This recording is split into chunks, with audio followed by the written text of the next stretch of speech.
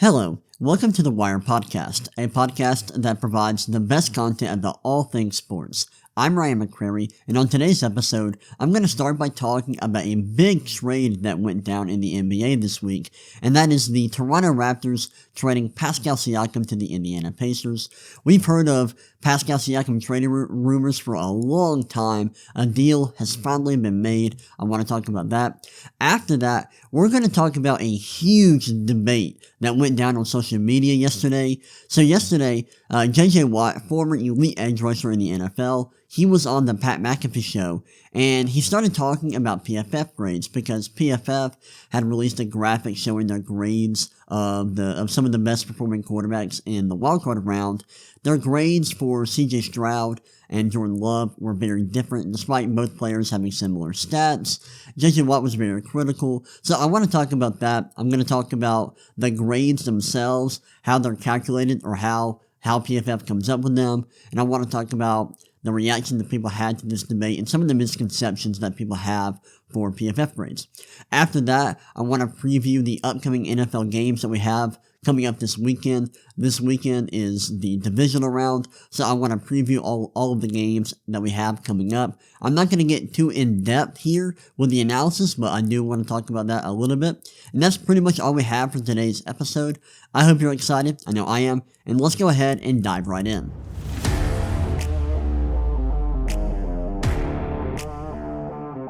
Alright, let's go ahead and get started. Before I get into the Pascal Siakam trade, that's the first thing I want to talk about. Before I get into that, I want to give, I wanted to talk about the Warriors assistant coach, Dejan Milojevic, who passed away this week. Very sad situation. He passed away suddenly. It's a really tragic situation. The Warriors, they had a game canceled. They also have a game coming up that's been postponed. Want to just give my prayers to him and his family and the whole Warriors organization. This is just a brutal situation. Terrible. It's tough to lose people you're close to. And I know that it's probably been a very tough week for not only his family, but also the team and everyone involved in that organization. So I just wanted to mention that real quick before we get into any content here. So yeah, very sad situation going on with Golden State, but hopefully everyone's able to find peace and able to find joy during this tough time. I know it'll be very difficult. But first off, for today's podcast, I wanted to talk about the Pascal Siakam trade that went down yesterday. I'm recording this on Thursday. This trade went down. Big move. Huge trade. We've heard some rumors that the Raptors might be interested in trading Pascal Siakam for a while now. A trade finally went down yesterday, and I'm going to go through all the details and talk about what this means for each team involved. So let's go. I got a CBS Sports article pulled up here with all the details. So this trade involved the Pacers, the Raptors, and the Pelicans. So the Pacers received Pascal Siakam and a 2024 second-round pick. That second-round pick is from the Pelicans. The Raptors received Bruce Brown, Jordan Nwora, Kyrie Lewis Jr., a 2024 first-round pick from the Pacers, and a 2024 first-round pick, which is the lesser of picks from the Jazz, Clippers, Rockets, and Thunder. And then they received a 2026 first-round pick, also from the Pacers, and that is protected pick number 1 through pick number 4. And then the Pelicans, they received cash considerations. So very interesting trade. I know some of the protections and with the picks and stuff was kind of confusing, but those are the details of the trade. I want to start off with what this trade means for the Raptors.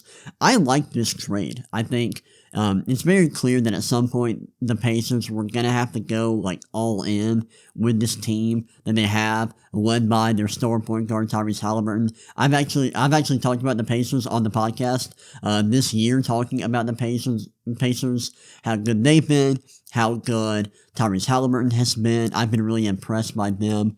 And so at some point, you knew that the team, they were going to have to go to like invest in this team and try to win. And this is a win now move.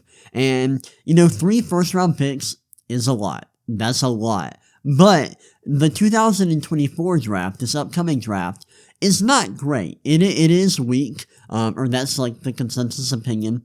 The consensus opinion is that this is a weaker draft, so giving up some draft capital in this draft may not be that big of a deal. Maybe it'll be a bigger deal giving up a 2026 first round pick, but, and there's no telling what'll happen with all the prospects in this year's draft. They could be great.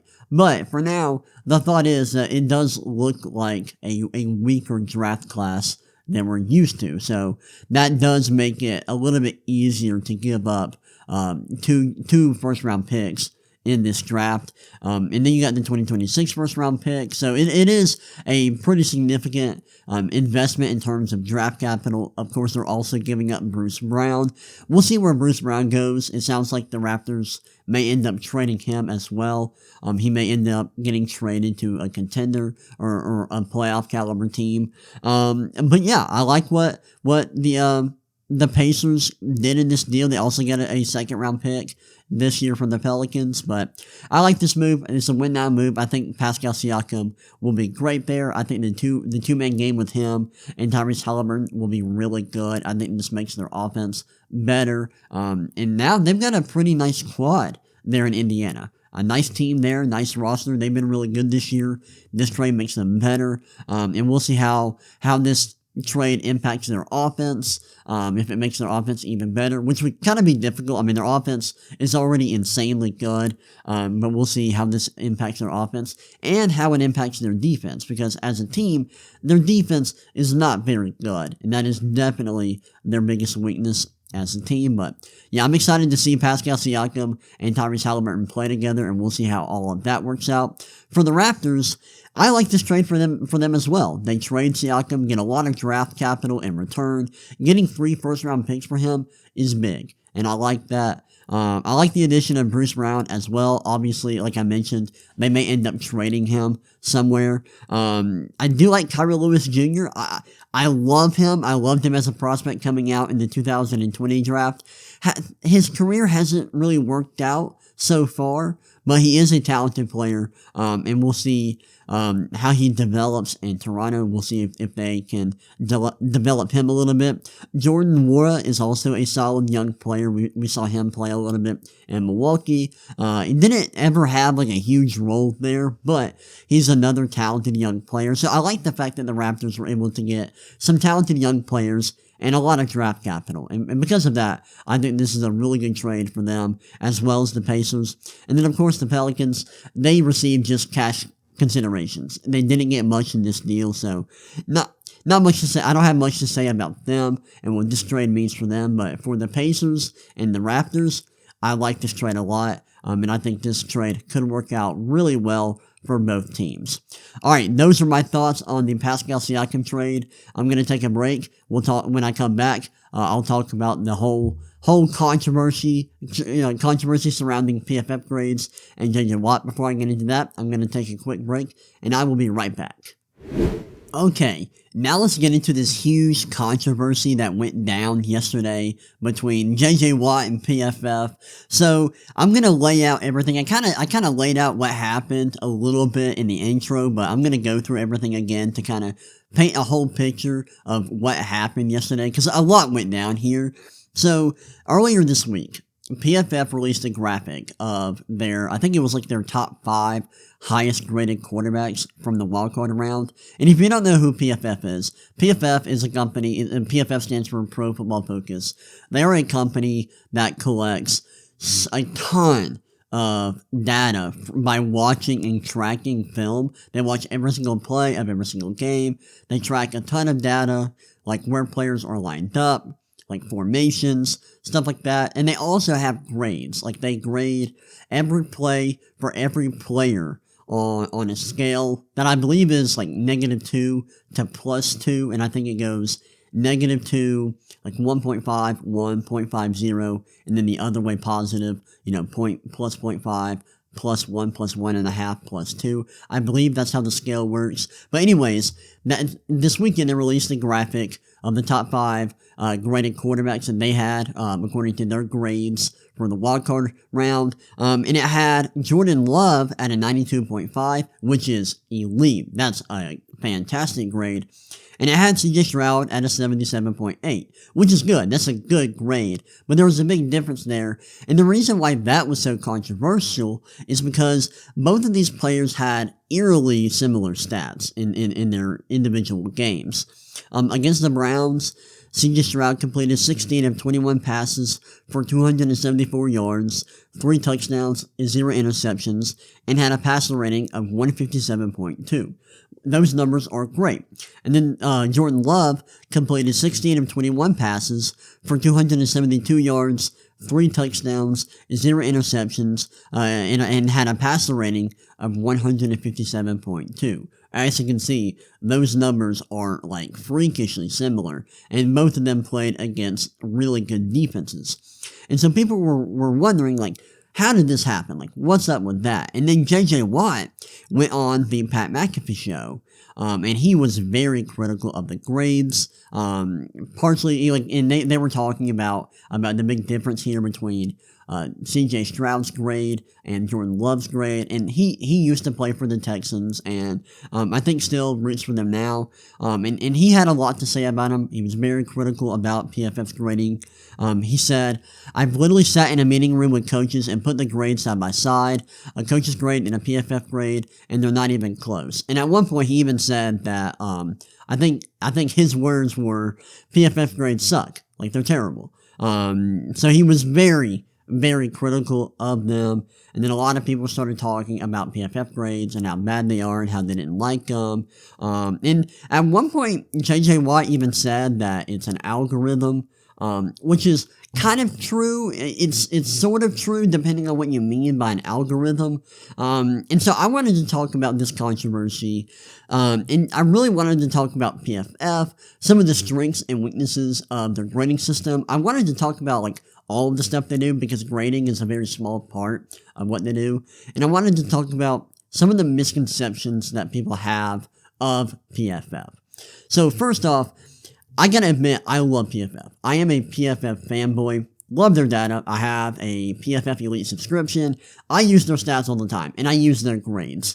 Now, grading is such a small part of what they do. Their main thing is tracking data for where players line up, formations, like what percentage of the time that teams run different formations, stuff like that. Like, that's the main thing that they do, and they are their business model is B2B, which stands for business to business. They exist largely to serve NFL teams. Grading is not the biggest thing they do. Now, grading, in my opinion, is more for the public. It's more of a media thing. It's more to serve the fans. And not a lot of teams use the PFF grades. I know that the Vikings GM, he has actually said before that he does use the PFF grades. And he said that he uses it probably more than any other GM in the NFL. But most of the times, teams, I don't think, are using the PFF grades. And that makes sense, because there are weaknesses with the PFF grading system, but there are also strengths. And I'm going to defend the PFF grades. I think they're good, actually. Like, I think the fact that a company is taking the time to watch every single play of every single game and grading players on a play-by-play basis, that's good. That's great, and I think that gives us valuable insight, because box score numbers do not tell us everything about players in the way they perform, especially within a single game. And PFF grades can, highlight some plays where players didn't do something well that doesn't show up in the box score. Like on Saturday, CJ Stroud had a turnover-worthy play. He had a bad throw into double coverage that ended up not being intercepted. And the box score, that's not going to show up anywhere. But PFF tracks that. That will show up in their grades. That will show up when they have their turnover-worthy play stat. And so PFF, they know that that happened, and they adjust for that with their PFF grades, with their grading. And so I think stuff like that is why PFF grades are good and useful.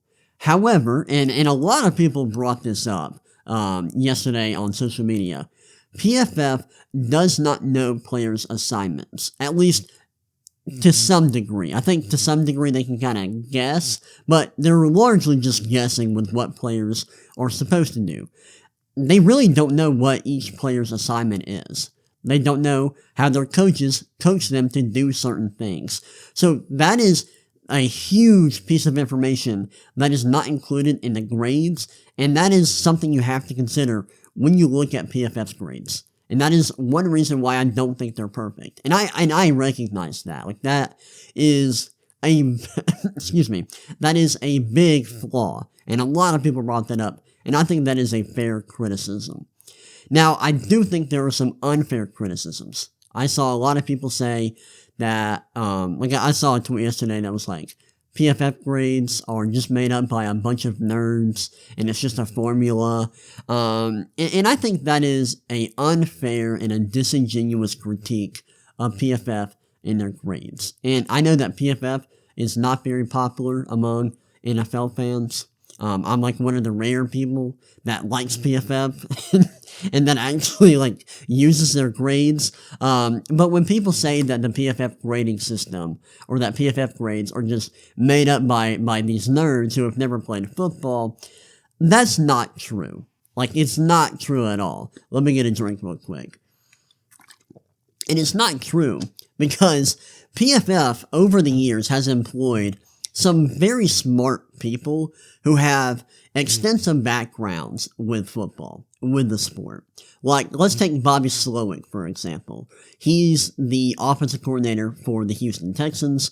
He's about to be a head coach, probably, assuming he gets hired this offseason. He used to be an analyst at PFF, and now he is literally on an NFL coaching staff. Take Zach Robinson, for example. Zach Robinson is involved with the Los Angeles Rams. He's on their coaching staff. He just recently got, someone requested to interview him for their offensive coordinator job. He used to play in the NFL. He used to be a quarterback. And then after his playing career was done, he joined PFF. And he played a huge role in developing the PFF grading system, or maybe that's not the right way to phrase it, but he helped them improve it, especially when it comes to grading quarterbacks and I think wide receivers, but he played a huge role in helping PFF improve upon their grading system and getting it to where it is today. And so when people say that the PFF grading system is made by nerds who don't know what they're talking about, that's not actually true. And earlier I mentioned that JJ Watt said that the PFF grades are an algorithm, and and he even said that, like, you can't use algorithms to grade football players. He's half right, half wrong. The PFF grades are created by human beings who watch every single play. That's how they're made. And according to PFF, I'm going to take PFF at their word. They could be lying about this, or maybe how it works behind the scenes is not actually, what they say it is, but they claim that their system is very in-depth. They have people watch the games from all different angles, all 22, the TV copy, stuff like that. And then they have the grades are checked multiple times for most of the plays. They claim on their own website that most of the plays are watched multiple times by multiple different people. And so it's not just like one person is doing every single game, and like this person's biases are impacting all the grades. Of course, it's human beings making the grades, like biases are going to impact the grades to some degree, but it is a pretty in-depth system, and they have like a huge rule book for how they do the grades. They like everybody that does grades for them, they go through this whole training system or this training program to be able to do grades. And so they take it very seriously. And like, it's not easy to come up with the PFF grades based on the information that they've released to the public. So yeah, those are my thoughts on the PFF grading system. I think it's good. It's obviously got its flaws. Like for some positions, there are big issues with it. Like for receivers and secondary players, they only grade plays where they are targeted, which is a huge problem. Like that's a lot of stuff that's missing there. There are also some potential problems with using a single number grade to judge players. Obviously, like for certain positions, I guess like for all positions, they have different grades. They have the overall grade, and then they have grades for different like skill sets. Like for quarterbacks, they have a total offensive grade, but they also have a passing grade and a running grade, a rushing grade. And for like edge rushers, they have a pass rush grade and a run defense grade. So it isn't just one number. But when you do look at the offensive grade, that is one number, and just using that one singular number to judge players is there could be some issues with that. And I do want to say, don't use PFF grades as gospel.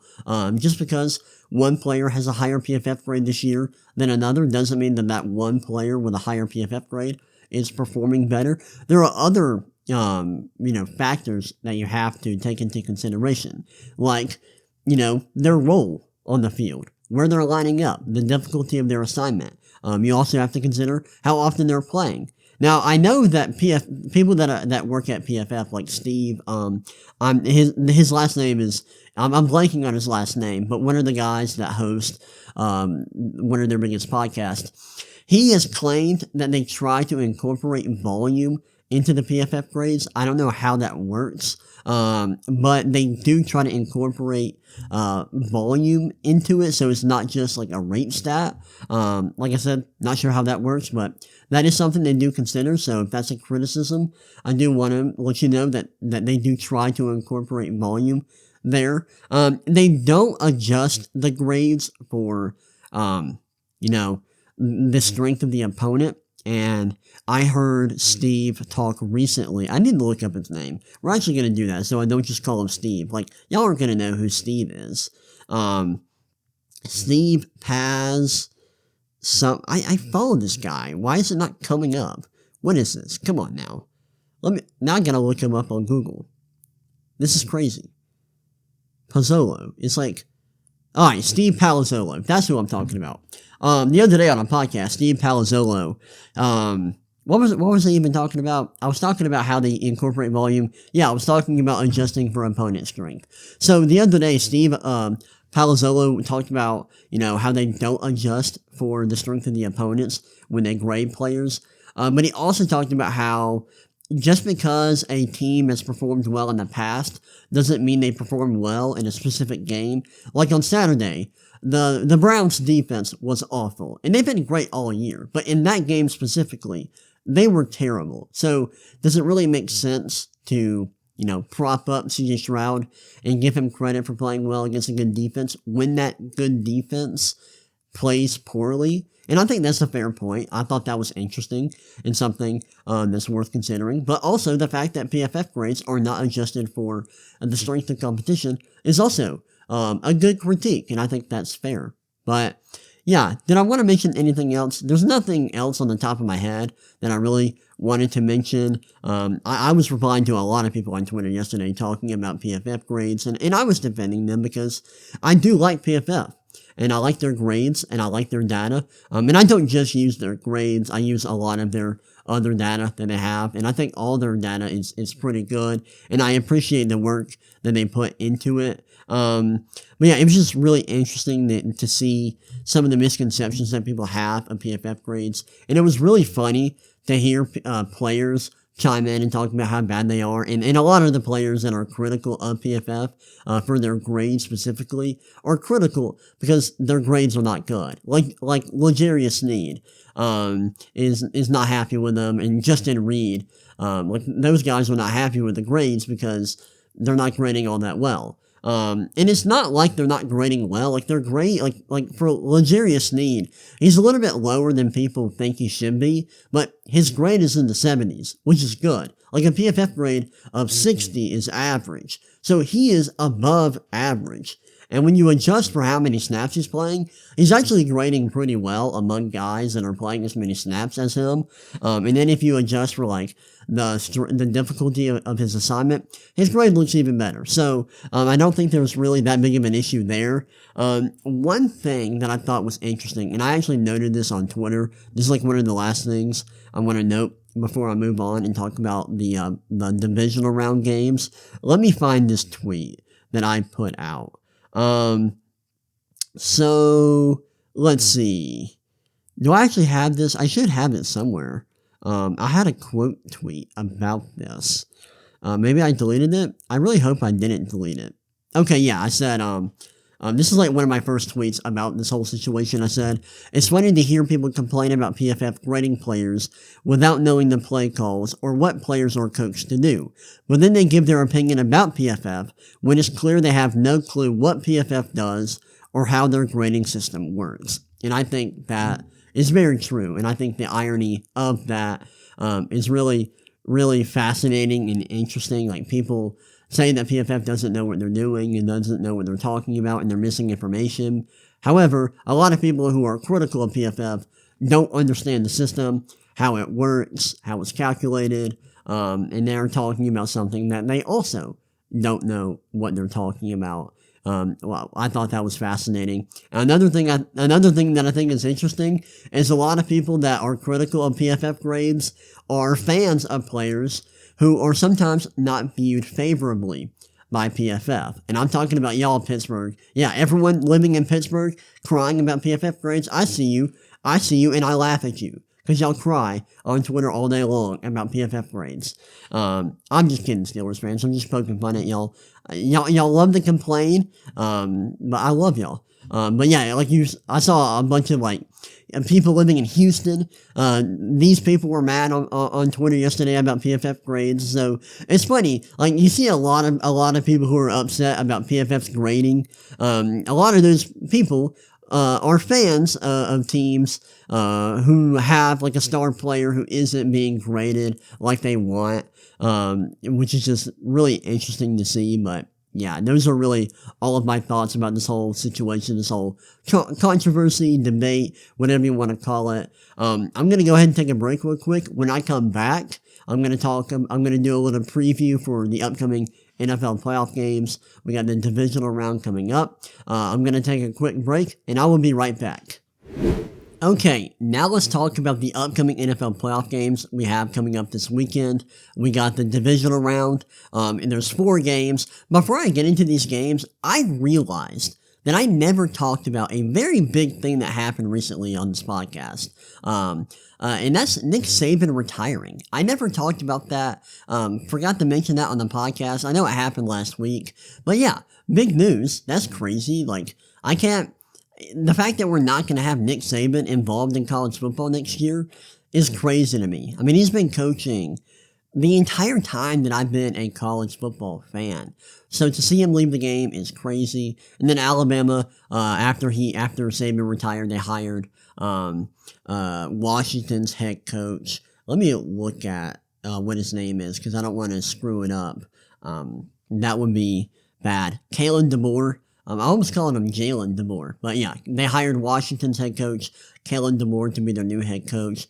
Big news there. Don't want to get into all of that. Just wanted to mention that real quick. Now we can get into the divisional round games of the NFL playoffs that are coming up. First, we got Texans-Ravens. Ravens are favored by 9. Big spread there. But it makes sense. The Ravens are arguably the best team in the league this year. They're great. They've got the MVP, or the likely MVP at quarterback in Lamar Jackson. They've been really good this year. Their defense is fantastic. Their offense, not quite as good as their defense, still good. And of course, Lamar Jackson, when he's on, he's really good, and that offense is really good. Texans, they've got a good young quarterback in CJ Stroud, who's been playing really well this year and was awesome against the Browns. I think the Ravens, if they perform like they should on defense, I think they will be able to limit the Texans offense to some degree. But you never know. The Texans offense is really good. Their passing attack is really effective. They're great at throwing the ball down the field. We'll see how their defense performs. The Texans, I mean. And whether or not they're able to slow down Lamar Jackson and the Ravens offense. I don't think they will, and I think the Ravens defense is going to be able to slow down the Texans passing attack. Will the Ravens win by 9 points? I'm not sure if they'll win by that much, but I do think they win this game and they move on to the AFC Championship. Next, we have Packers 49ers. I am fascinated by this game, mainly because we got another team that is arguably the best team in the league going up against a team whose offense is filled with a bunch of babies, with the Packers. And by babies, I mean just a lot of young and inexperienced players. The Packers offense has been great this year, despite the fact that their quarterback is in his first year as a starter. And they also have a bunch of young guys at receiver and tight end. It's a fascinating group of offensive players, and they are playing really well right now. And they are coming off an awesome performance last week, in which they just dominated the Cowboys. This is a different test, though. The 49ers are really good. They are not known for collapsing in the playoffs like the Cowboys are, so this is going to be a tough task. The 49ers offense is amazing. Brock Purdy's been good this year. They're super effective running the ball and throwing the ball. Their defense isn't quite as good as their offense. It's still good. It can be good. And they got a lot of talented players on that side of the ball. And I think they will be good enough to slow down the Packers offense a little bit. But the Packers offense is great, and I think they will be able to score some points in this game. We'll see how their defense performs. I could see this I could see this being a closer game than people expect. However, I do think the 49ers excuse me. I do think the 49ers, wow, I am like dying here. What is happening? I do think the 49ers are going to win this game. But this is an interesting matchup. We got Matt LaFleur versus Kyle Shanahan. LaFleur comes from the Shanahan coaching tree. So it's like you've got Master versus Padawan, which is really interesting. We'll see how this game goes. I do think the 49ers win, but I also think this game could be closer than people might expect. All right, let's move on to the Sunday games. First off, we got Buccaneers-Lions. Lions are favored by 6.5.